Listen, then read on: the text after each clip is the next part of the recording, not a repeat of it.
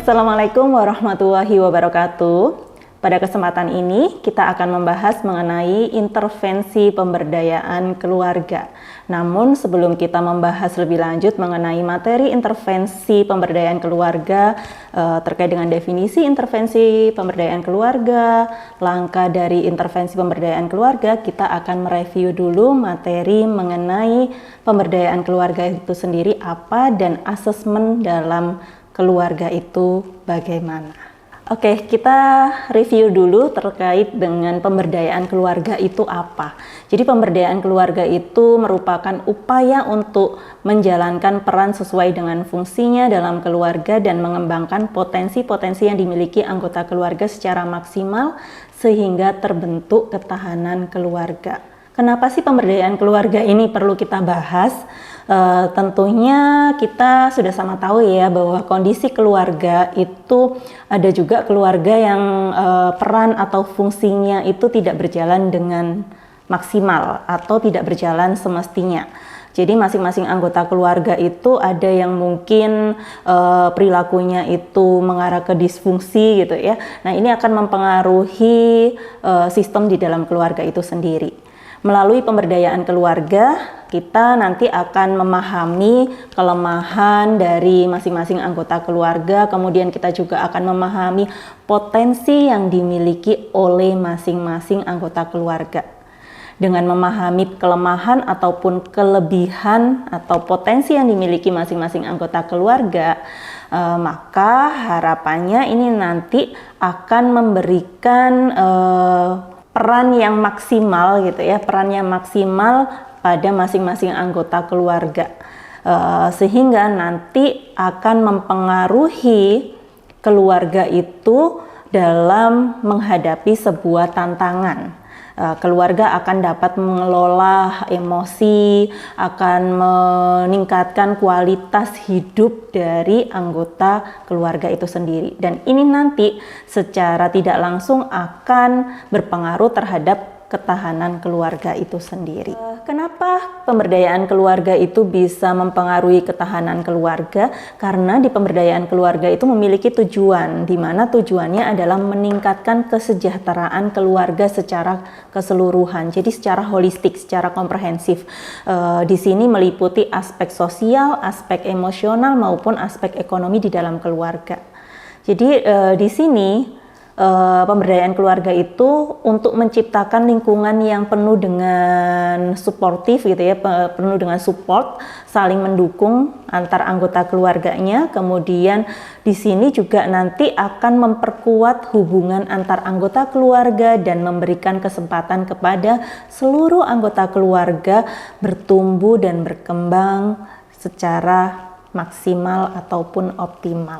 Ya, dalam merancang intervensi pemberdayaan keluarga nanti kita juga perlu memahami prinsip dalam pemberdayaan keluarga. Ada 4 prinsip yang harus kita patuhi dalam pemberdayaan keluarga. Yang pertama, kita harus menumbuh kembangkan potensi anggota keluarga itu sendiri. Jadi kalau kita bicara mengenai potensi itu berarti kita bicara mengenai kemampuan, kekuatan yang mungkin masih terpendam dalam di masing-masing anggota keluarga. Nah, di sini nanti kita gali potensi masing-masing anggota keluarga. Dari situ kita akan tahu sebenarnya kekuatan apa yang dimiliki oleh masing-masing anggota keluarga. Misalnya ada anggota keluarga yang memiliki potensi di potensi anak ini di seni gitu. Nah, di sini anggota keluarga sudah sama-sama tahu bahwa anak tersebut itu memiliki bakat seni, sehingga kita perlu memberdayakan, artinya di sini memberikan kesempatan kepada anak untuk mendapatkan fasilitas yang lebih, bisa kita berikan pendidikan yang non formal untuk meningkatkan atau mengembangkan bakat yang dimiliki oleh anak tersebut. Nanti di sini setiap anggota akan memberikan kesempatan, memberikan peluang kepada anak untuk mengembangkan bakatnya.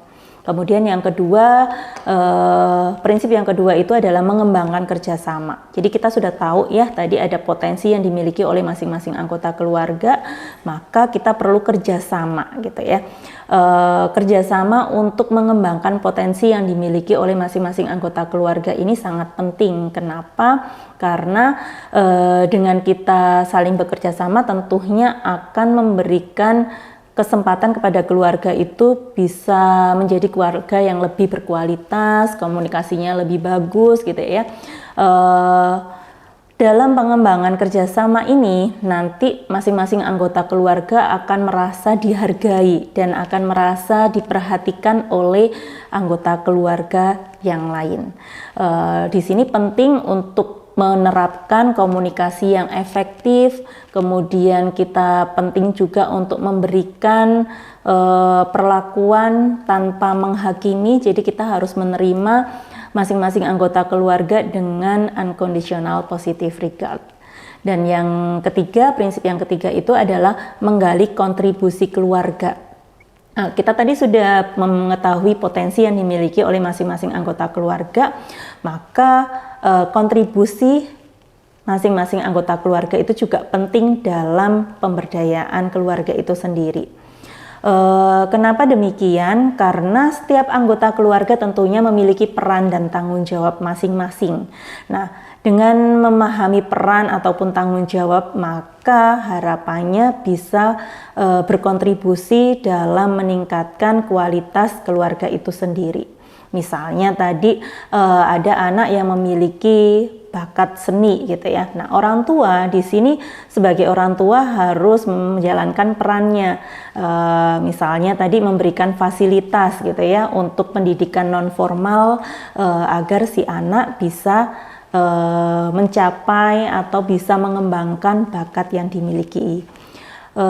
Prinsipnya di prinsip yang ketiga ini gitu ya, itu masing-masing anggota keluarga harus secara aktif mencari dan memanfaatkan perannya masing-masing. Jadi tidak perlu menyalahkan satu sama lain atau tidak perlu lagi menunggu gitu ya, tapi kita harus memberikan kontribusi. Misalnya ada keluarga yang sakit gitu ya, nah kita perlu mengetahui peran kita misalnya sebagai kakak, kita tahunya gitu ya, kita tidak bisa merawat orang tua yang sakit. Nah, kita bisanya dalam sisi finansial atau memberikan dukungan emosional itu yang bisa kita berikan. Kemudian siapa yang bisa merawat? Mungkin anggota keluarga yang lainnya. Jadi kita saling memberikan kontribusi, menjalankan peran masing-masing. Ini tentu berkaitan dengan prinsip yang kedua tadi, mengembangkan kerjasama juga. Dan yang terakhir ada prinsip menjalin kemitraan. Kalau di masing-masing anggota keluarganya sudah mengetahui potensi, sudah bisa saling kerjasama, kemudian menjalankan perannya masing-masing itu tadi, kita juga perlu menjalin kemitraan dengan pihak luar dari keluarga itu sendiri. Jadi harapannya dengan menjalin kemitraan ini nanti kita bisa memperluas akses untuk mendapatkan layanan-layanan di luar keluarga. Misalnya keluarga ini terkait ini ya, permasalahannya itu adalah terkait dengan finansial. Ada anak yang sebenarnya memiliki kemampuan untuk mengembangkan bakat atau mungkin terkait dengan pendidikan ya. Jadi karena keluarga ini finansialnya kurang, maka anggota keluarga yang ada di dalam tersebut itu kalau memiliki akses untuk layanan di luar keluarga mungkin akan mencari tahu bagaimana mencari beasiswa atau mencari layanan-layanan untuk bisa mempermudah salah satu anggota keluarga itu tadi mendapatkan pendidikan yang layak. Oke, sebelum kita merancang sebuah intervensi pemberdayaan keluarga, kita perlu melakukan asesmen terlebih dahulu. Kenapa sih kita perlu melakukan asesmen? Karena asesmen ini itu bertujuan untuk mengumpulkan informasi mengenai individu atau klien, atau dalam hal ini adalah keluarga itu sendiri. Dari asesmen itu nanti kita akan menemukan bagaimana fungsi interaksi yang terjadi antar anggota keluarga, sehingga kita nanti akan membuat kesimpulan gitu ya. Dari hasil asesmen itu tadi kita akan menyimpulkan bagaimana pola-pola di dalam keluarga tersebut dan permasalahan apa yang dihadapi oleh keluarga. Dan di sini nanti kita akan bisa membuat sebuah rancangan intervensi yang tepat kalau kita sudah memahami permasalahan yang dihadapi oleh keluarga itu sendiri. Nah, untuk melakukan asesmen pemberdayaan keluarga atau asesmen kebutuhan keluarga, kita perlu menerapkan prinsip asesmen itu sendiri, yang mana prinsip asesmen itu ada 5W1H. Apa saja 5W1H itu mungkin teman-teman semuanya sudah pada tahu ya. 5W itu what, who, where, when, dan why. Kemudian yang 1H itu adalah how. Nah, di sini menjadi prinsip yang perlu diketahui oleh teman-teman dalam melakukan asesmen psikologi yang berkaitan dengan keluarga itu sendiri. Nah, mahasiswa harus dapat menggali apa, siapa, di mana, kapan, mengapa, dan bagaimana keluarga itu berfungsi. Ya, misalnya apa? Ini pertanyaannya bisa berkaitan dengan apa sih support yang diberikan oleh keluarga gitu. Kemudian atau apa sih support yang diberikan oleh orang tua, kemudian yang siapa gitu ya. Misalnya pertanyaannya itu siapa yang biasanya memberikan hukuman ketika anak melakukan kesalahan. Kemudian untuk di mana, nah, mungkin ini bisa juga contohnya itu di mana orang tua biasa menasehati anak ketika anak melakukan kesalahan. Kemudian kapan itu kapan orang tua memberikan perhatian kepada anak, itu juga bisa digali gitu ya. Terus mengapa ini bisa juga digali dengan pertanyaan, mengapa orang tua memberikan hukuman ketika anak melakukan kesalahan? Atau mungkin mengapa orang tua memberikan perhatian ketika anak melakukan perbuatan yang sesuai dengan keinginan orang tua? Itu bisa digali. Dan how-nya itu kita juga bisa mencari informasi, misalnya bagaimana support yang biasa diberikan oleh orang tua kepada anak. Nah, jadi intinya nanti dalam menggali asesmen ini tadi itu menerapkan 5W1H. Entah itu melakukan wawancara, kemudian observasi, terus kemudian kita menambah tes psikologi misalnya ya. Intinya nanti asesmen itu harus ada 5W1H. Observasi kan nggak mungkin ya kita menanyakan 5W gitu ya 1H, tapi untuk menambah data-data itu tadi kita bisa menggunakan wawancara. Untuk mendapatkan informasi lebih lanjut juga kita bisa menggunakan tes psikologi juga. Nah, siapa yang terlibat atau siapa yang perlu diasesmen dalam konteks keluarga ini? Yang pertama tentunya individu yang memiliki permasalahan. Misalnya anak yang memiliki permasalahan, ya kita asesmen dulu anaknya, atau remaja di dalam anggota keluarga itu, atau orang tuanya ya. Intinya kita asesmen dulu individu yang memiliki permasalahan utama.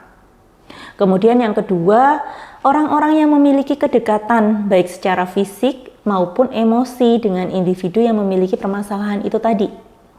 Dan yang ketiga adalah orang-orang yang memiliki hubungan dengan permasalahan klien. Ya, jadi 3 responden yang bisa kita asesmen dalam kebutuhan keluarga itu tadi ya. Ada individu yang memiliki permasalahan, orang-orang yang terdekat, orang yang memiliki hubungan dengan permasalahan kliennya. Untuk slide berikutnya ini sebagai contoh bahwa permasalahan yang sering terjadi di dalam keluarga itu ada biasanya itu terjadi konflik kayak gitu ya, kemudian karena susahnya mencari problem solving dan ada aturan-aturan yang sebenarnya itu tidak tidak disepakati oleh keluarga. Ini ada hanya sebagai contoh ya permasalahan yang sering terjadi di dalam keluarga. Nah, untuk asesmen di dalam kebutuhan keluarga, selain 5W1H tadi, sebenarnya kita perlu mencari tahu juga bagaimana sistem di dalam keluarga ini. Nah, sistem keluarga itu kita bisa mencari tahu siapa saja sih yang tinggal satu atap di dalam keluarga itu. Kemudian kita juga perlu mencari tahu aturan-aturan yang biasa diterapkan di dalam keluarga. Kemudian aturan ini bisa kaitannya dengan aturan misalnya jam pulang, jam malam ya, itu kita harus tahu juga. Hal-hal yang semacam itu perlu kita ketahui. Kemudian bagaimana komunikasi antar anggota keluarga. Jadi kita bisa mencari informasi dari klien atau individu yang memiliki masalah tadi, bagaimana komunikasi dia dengan orang tuanya atau dengan anggota keluarga yang ada di dalam satu atap itu sendiri. Kemudian kita juga bisa nanya kepada anggota lainnya bagaimana komunikasi antar satu sama lain ya. Selain itu kita juga bisa mencari tahu harapan dari individu yang memiliki masalah itu tadi, harapan dia terhadap anggota keluarganya itu seperti apa, dan sebaliknya harapan dari anggota keluarga ke individu yang memiliki masalah utama itu tadi ya. Jadi asesmen itu bisa dilengkapi dengan pertanyaan-pertanyaan yang bisa menggali bagaimana sistem keluarga itu, pola komunikasi, dan bagaimana harapan yang diinginkan oleh individu di dalam keluarga itu. Oke, setelah kita melakukan asesmen dalam keluarga, dari hasil asesmen itu nanti kita bisa lakukan analisis kebutuhan keluarga itu sendiri. Analisis ini perlu kita lakukan. Jadi tadi kan kita lakukan asesmen ya. Asesmen itu pengumpulan informasi mengenai keluarga. Dengan menggunakan berbagai metode ya. Asesmen tadi kita bisa melakukan dengan metode wawancara, bisa melakukan dengan observasi, ataupun dengan tes psikologi atau instrumen mengenai hal yang ingin kita ukur dari keluarga tersebut. Nah, dari data yang kita dapatkan dengan menggunakan berbagai metode itu tadi, kita nggak boleh hanya membiarkan data itu menjadi data kasar terus langsung kita simpulkan, itu tidak bisa. Tapi kita perlu melakukan pengolahan data yang kita miliki dari hasil asesmen. Kalau misalnya tadi melakukan wawancara atau interview ya, wawancara dan observasi, maka data dari hasil wawancara ini nanti harus kita olah. Bagaimana mengolahnya? Tentunya kita harus melakukan pencatatan gitu ya. Kita harus mengorganisir informasi yang kita dapatkan dari hasil wawancara itu tadi. Caranya bagaimana ya? Kita akan melakukan pencatatan atau menuliskan verbatimnya dulu ya dari hasil wawancara itu, kemudian kita lakukan coding, kemudian kita analisis ya. Kalau misalnya kita menggunakan instrumen yang sudah baku, bisa dari alat tes atau instrumen yang bisa mengukur variabel tertentu yang ingin kita gali dari keluarga itu gitu ya.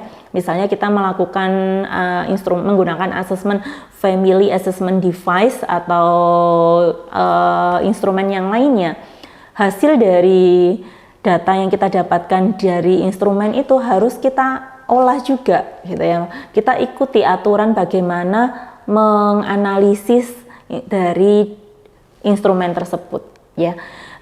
Nah, intinya analisis kebutuhan keluarga itu kita bisa simpulkan, kita bisa identifikasi kebutuhan apa yang dibutuhkan oleh keluarga itu harus berdasarkan dari hasil asesmen yang kita dapatkan ya. Karena nanti dari hasil asesmen itu nanti bisa kita simpulkan, kalau sudah kita analisis lebih lanjut, bisa kita simpulkan, kita bisa identifikasi problem atau permasalahan utama yang dimiliki oleh keluarga.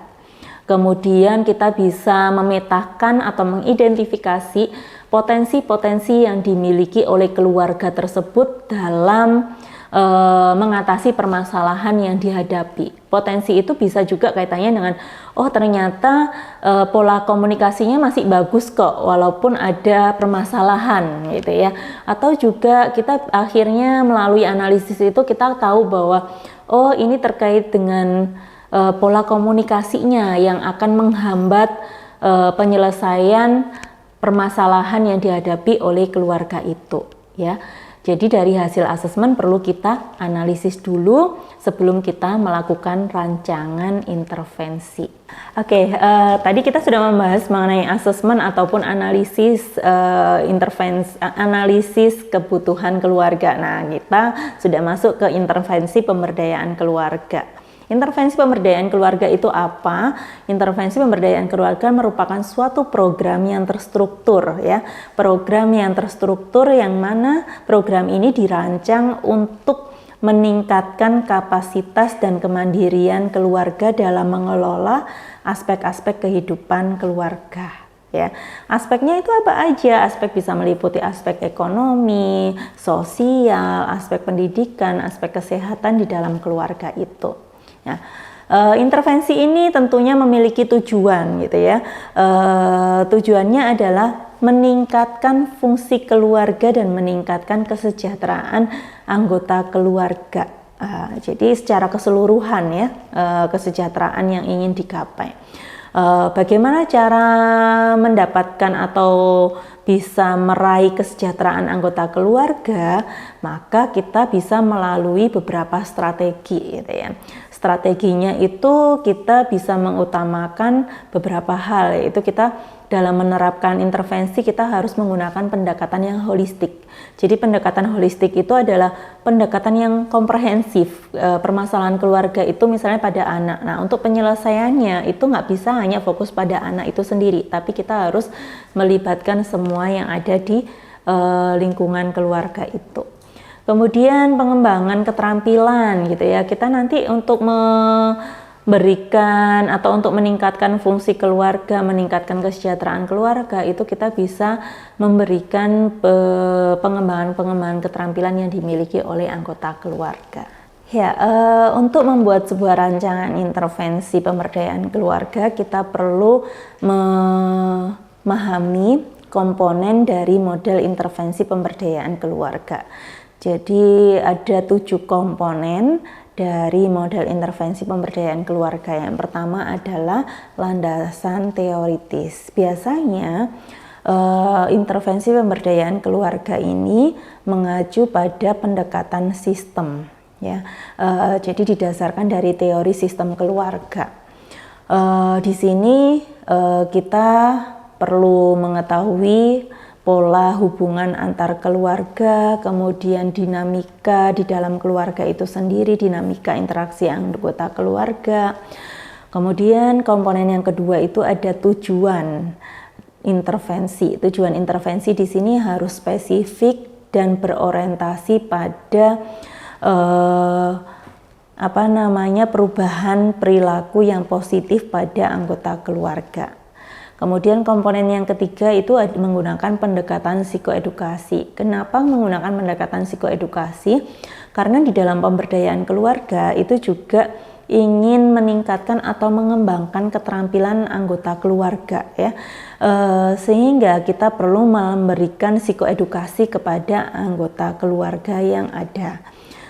Dan komponen yang keempat adalah keterlibatan ya. Di sini bagi pemberi tenaga profesional gitu ya, tenaga profesional yang memberikan intervensi pemberdayaan keluarga itu harus terlibat secara aktif. Jadi antara tenaga profesional dan anggota keluarga itu harus terlibat secara aktif agar tujuan dari intervensi ini bisa berjalan dengan efektif. Kemudian tujuan kesejahteraan psikologis anggota keluarga itu bisa terwujud gitu ya, terwujud. Nah, di dalam keterlibatan ini tenaga profesional maupun antar anggota keluarga itu perlu menerapkan sikap empati ya. Kemudian komponen yang berikutnya adalah intervensi terstruktur ya.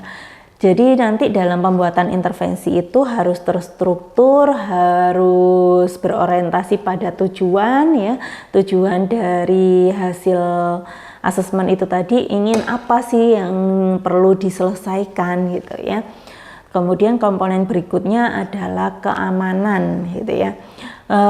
Keamanan ini artinya intervensi itu harus menjamin kenyamanan, keamanan seluruh anggota yang terlibat dalam proses intervensi pemberdayaan keluarga. Dan yang terakhir komponennya itu harus berfokus pada hasil. Fokus pada hasil ini maksudnya seperti apa ya?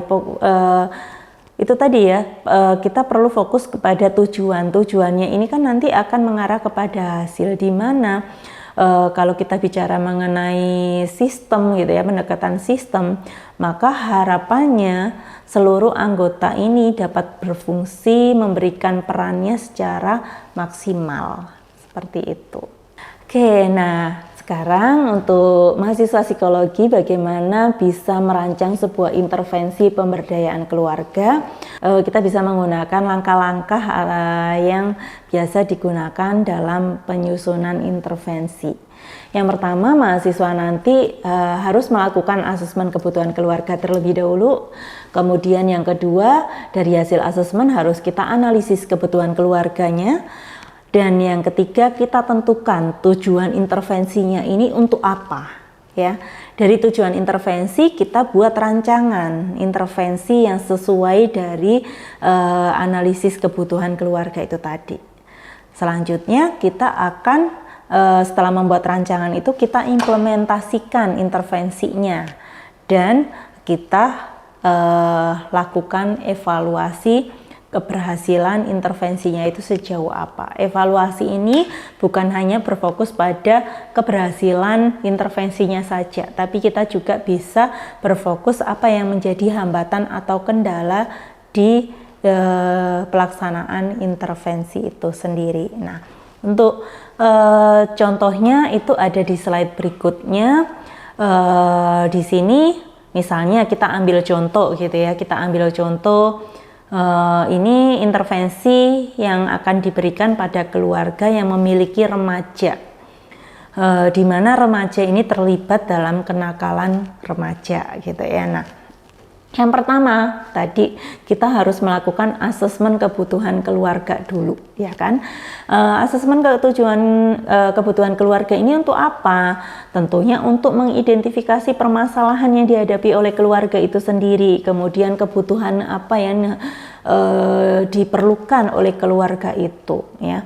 Melalui proses asesmen ini kita nanti akan mendapatkan berbagai data. Nah, di sini asesmennya kita bisa menggunakan berbagai metode ya teman-teman ya. Tadi ada metode interview, ada observasi, ada juga instrumen yang sudah baku gitu ya, atau mungkin alat-alat tes psikologi yang bisa kita gunakan untuk mengukur hal-hal yang kita butuhkan. Nah, di dalam proses asesmen ini nanti kita akan mendapatkan banyak data. Kita bisa mendapatkan data mengenai perilaku yang spesifik yang dilakukan oleh remaja itu sendiri ya. Jadi remaja yang melakukan kenakalan itu tadi, kita akan secara spesifik kita akan tahu perilaku apa sih yang menjadi permasalahan utama. Nah, kita juga nanti dari hasil asesmen itu kita akan mengetahui dinamika keluarganya ini seperti apa, kebutuhan orang tua itu seperti yang sudah saya sampaikan tadi di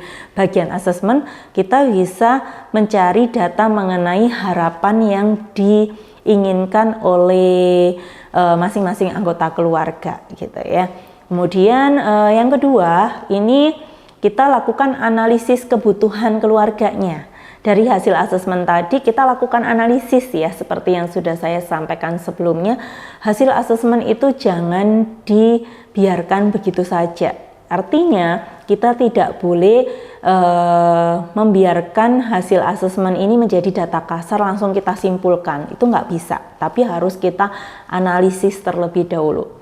Kalau melakukan wawancara ya kita lakukan coding, kita lakukan tema dan lain-lain ya, seperti halnya analisis dalam penelitian kualitatif. Nah, kalau kita menggunakan instrumen yang sudah baku, ya kita ikuti proses untuk mendapatkan hasil atau kesimpulan dari instrumen yang sudah baku itu tadi. Caranya seperti apa? Kalau kita menggunakan tes psikologi ya kita lakukan scoring, kemudian kita lakukan interpretasi sesuai dengan aturan yang sudah diberlakukan di dalam tes yang kita gunakan itu ya.